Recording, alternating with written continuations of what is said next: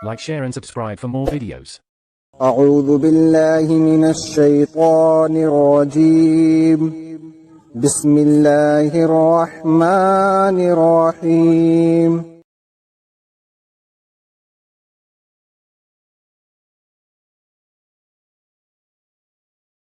تنوع بڑھتا گیا۔ یہ ہے قرآن مجید کی مکی صورتوں کا پس منظر۔ مکے میں اس تحریک کو اپنا کام کرتے ہوئے 13 سال گزر چکے تھے کہ یکایک مدینے میں اس کو ایک ایسا مرکز بہم پہنچ گیا جہاں اس کے لیے یہ ممکن ہو گیا کہ عرب کے تمام حصوں سے اپنے پیرووں کو سمیٹ کر ایک جگہ اپنی طاقت مجتمع کر لے۔ چنانچہ نبی صلی اللہ علیہ وسلم اور بیشتر متبعین اسلام ہجرت کر کے مدینے پہنچ گئے۔ اس طرح یہ دعوت تیسرے مرحلے میں داخل ہوئی۔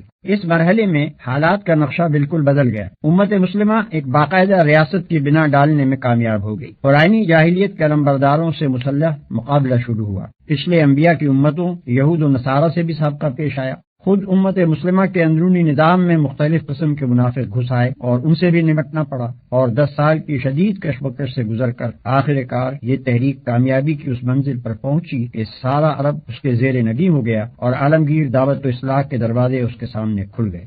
اس مرحلے کی بھی مختلف منزلیں تھیں اور ہر منزل میں اس تحریک کی مخصوص ضرورتیں تھیں۔ ان ضرورتوں کے مطابق اللہ تعالیٰ کی طرف سے ایسی تقریریں نبی صلی اللہ علیہ وسلم پر نازل ہوتی رہیں جن کا انداز کبھی آتشی خطابت کا، کبھی شاہانہ فرامین و احکام کا، کبھی معلمانہ درس و تعلیم کا، اور کبھی مصلحانہ افہام و تفہیم کا ہوتا تھا۔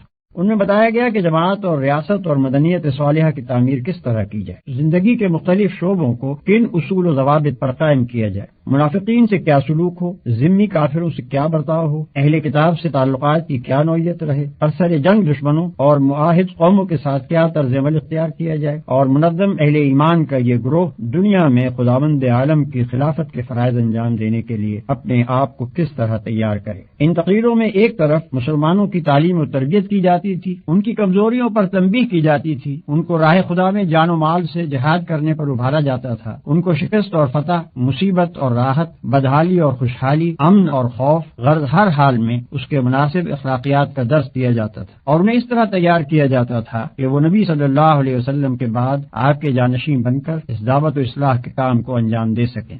دوسری طرف ان لوگوں کو جو دائرہ ایمان سے باہر تھے، اہل کتاب، منافقین، کفار و مشرکین، سب کو ان کی مختلف حالتوں کے لحاظ سے سمجھانے، نرمی سے دعوت دینے، سختی سے ملامت اور نصیحت کرنے، خدا کے عذاب سے ڈرانے اور سبق آموز واقعات و احوال سے عبرت دلانے کی کوشش کی جاتی تھی تاکہ ان پر حجت تمام کر دی جائے۔